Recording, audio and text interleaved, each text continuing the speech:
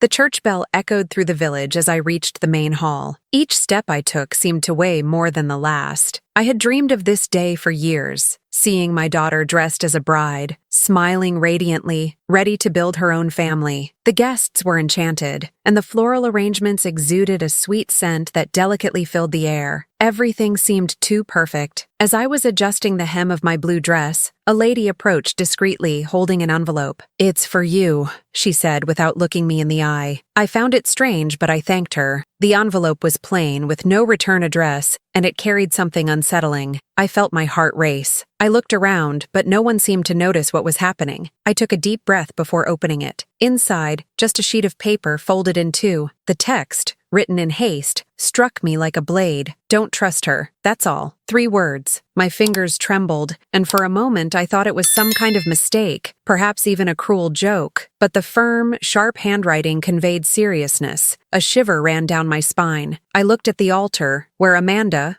my daughter, waited smiling beside Eduardo. The couple seemed perfect, but the letter burned in my hands like a warning sign. I tried to push the thought away, convincing myself it was just jealousy or intrigue from someone in town. After all, why would I distrust my own daughter? I put the paper back in my bag and smiled again. Or at least tried. Inside, my heart was pounding. I'd known Amanda since her first breath, knew every childhood scar, every tear. To think she could betray me was absurd. Yet, that anonymous warning kept echoing in my mind. During the ceremony, the priest spoke about love, unity, and trust. But to me, those words sounded ironic. I stared at my daughter, trying to find something in her gaze that confirmed or refuted the message. Amanda smiled, seemed happy, but there was something distant in her demeanor. Something I had never noticed before. The guests applauded, the music filled the church, and everything should have been perfect. But inside me,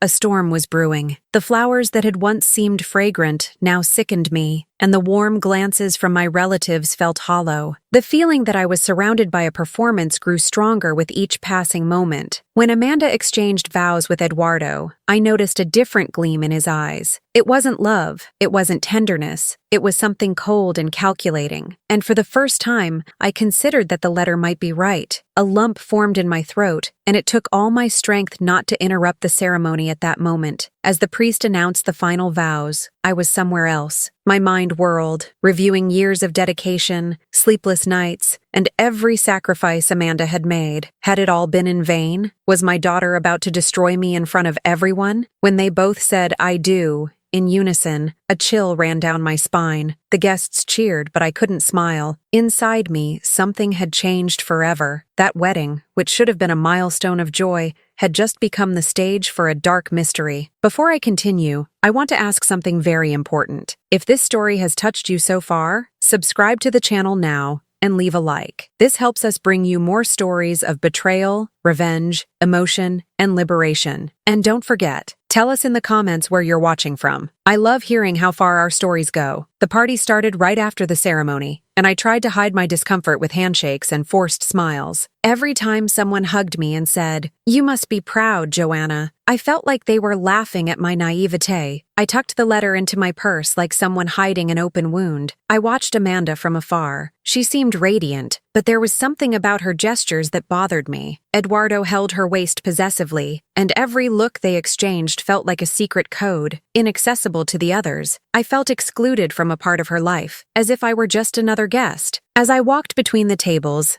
I heard whispers. 2 relatives were discussing Eduardo's business dealings and how Amanda had changed since getting engaged. They said she'd become colder, more distant, and seemed only interested in keeping up appearances. It made me shiver. Was this the Amanda I didn't know? I sat in a corner, trying to gather my thoughts. The wine they were serving tasted bitter in my mouth, and the music was just an annoying noise. The letter kept coming back to me like a ghost, repeating those 3 words that now rang ever truer. Don't trust her. I tried to recall small details from the past, moments when Amanda had responded to me coldly, or occasions when she seemed distant. Maybe I never wanted to see. Maybe, out of love, I had blinded myself to the signs. A mother's heart is like that. It prefers to believe in illusions rather than face the pain of truth. Eduardo approached with a forced smile. "Are you okay, Ms. Joanna?" he asked, leaning in too close, as if trying to probe my thoughts. His penetrating gaze bothered me, and I responded with only a nod. He stepped away, but before doing so, he gave me a smile that wasn't polite, but challenging. That exchange of glances made me even more uneasy. I began to notice details. The papers Amanda was quickly signing alongside her husband, the conversations that were interrupted when I approached, the glances exchanged between relatives who seemed to know more than I did. Everything was suspicious. I ran into Antonia, my longtime friend, who noticed my discomfort. "You're acting strange, Joanna. What's wrong?" she whispered. I hesitated, but showed her the letter. Her eyes widened, and she said, "This doesn't sound like a lie. You need to be careful. Don't trust anyone here." Her words echoed like a final warning. As the night wore on, the festive atmosphere seemed like a mere mask. Every laugh sounded fake, every toast just another act. The party was in full swing, but to me, it was already a silent battlefield. I stepped out into the lantern-lit garden,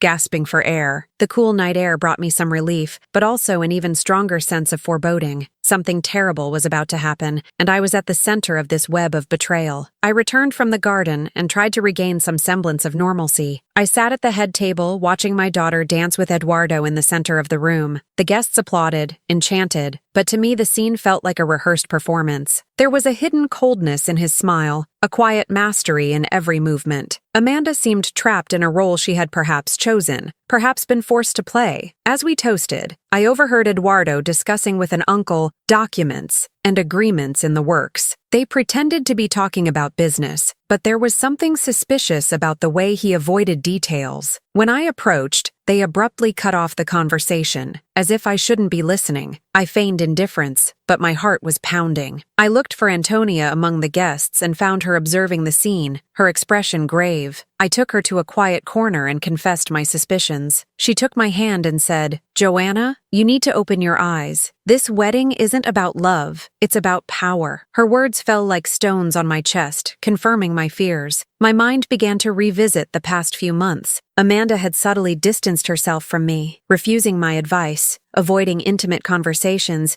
and always defending Eduardo tooth and nail. I'd chalked it up to the engagement phase, but now it all made sense. They were hiding something from me. I decided to move around the room more closely. Each table seemed to have its own version of the story, and the whispers I'd previously ignored now felt like proof. A distant cousin commented that Eduardo controlled Amanda's every move. A family friend said he'd been meddling in her business even before the wedding. With each fragment, my anguish grew. I decided to sneak up on the party venue's office. I saw Eduardo rushing in, clutching a folder. I waited a few minutes, and when he left, I risked a peek. Papers scattered across the desk revealed contracts in Amanda's name, but with my late husband's signature forced upon them. My blood ran cold. They were falsifying documents. I quickly left before anyone saw me, my hands shaking. This was no longer just a suspicion. It was a certainty. Eduardo was using my daughter to steal what was left of the family's wealth. Worse, Amanda seemed complicit in every detail. I returned to the salon, trying to hide it, but inside I was burning with rage. I saw my daughter smiling, receiving compliments, as if she were the perfect bride. I wanted to scream, to tear off that mask in front of everyone, but I still didn't have the courage. My mother's heart still held me back. As the lights flickered and the music blared, I made a silent promise. I wouldn't let them destroy the life I'd built with so much sacrifice. If Amanda had chosen that path, I would have to face the consequences. The love that had kept me silent was beginning to transform into a fury I'd never felt before. In that moment, I understood. This wasn't just a wedding party. It was a battle in disguise, and I was about to go to war with my own daughter. The clock was already past midnight when I decided to act. The hall was packed.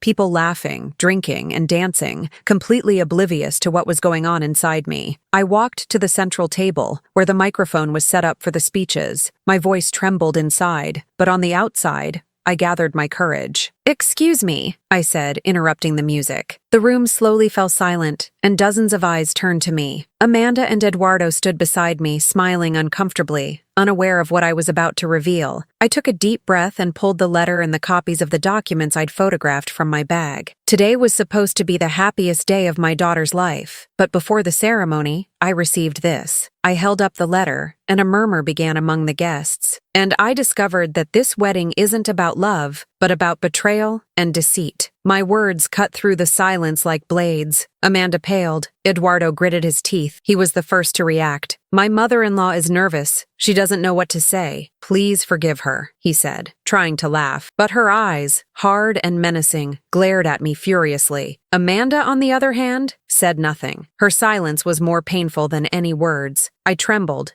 but continued. I have no shortage of evidence. Here are forged contracts, signed in my late husband's name, used to steal what is rightfully mine. I showed the images on my phone. The room erupted in murmurs, and some guests rose to their feet in shock. Eduardo lunged toward me, trying to snatch the device from me, but Antonia stepped in front of him, stopping him. You're not going to shut her up, my friend shouted, and her courage gave me more strength. Eduardo's mask was beginning to crack in front of everyone. For a moment, I feared no one would believe me. I saw relatives shaking their heads, murmuring that I was exaggerating. My heart sank, and I felt like I might lose everything. It was the darkest moment of my life, fighting against my own daughter and seeing the distrust in everyone's eyes. But then a voice rose among the guests. One of the family's lawyers stood up and said he'd already suspected irregularities. He confirmed that Eduardo had been trying to manipulate documents for months. The confirmation fell like a sentence. The entire room turned against him. Amanda was crying, but not from regret, but from frustration. Eduardo, furious, tried to argue, but the truth was out in the open. The weight of that revelation crushed the festive atmosphere. I knew that from that moment on, nothing would ever be the same again. I looked at my daughter, expecting a word, a gesture of repentance, but all I received was a blank, cold stare that pierced me like a knife. In that instant, I understood. I had lost my daughter to ambition. The room was plunged into an uncomfortable silence after the revelation. I still held the microphone, but I no longer needed to say anything else. The evidence spoke for itself, and the embarrassment on Amanda and Eduardo's faces was impossible to hide. The party, which should have been remembered as the happiest day of their lives, had turned into a makeshift courtroom. Eduardo was the first to react, trying to regain his composure. "This is all a misunderstanding," he shouted, but his voice sounded desperate. Several guests backed away from him, and some even muttered words of disgust. The elegant and charming man everyone admired was finally showing the face of a con artist. Amanda remained motionless, tears streaming down her face. For a moment I expected her to come to me, to apologize, to tell me she'd been manipulated. But no, when our eyes met, I saw only coldness and resentment. It was as if I were her enemy, not the mother who had dedicated her entire life to her well-being. The family's lawyer loudly confirmed that he would immediately file a lawsuit against Eduardo and Amanda. The guests, one by one, began to leave the hall, some silently, others whispering disapproval. The music had stopped, and the lights seemed brighter than ever, exposing every detail of their shame. I sat in a nearby chair, feeling my strength drain away. Victory tasted bitter. Yes,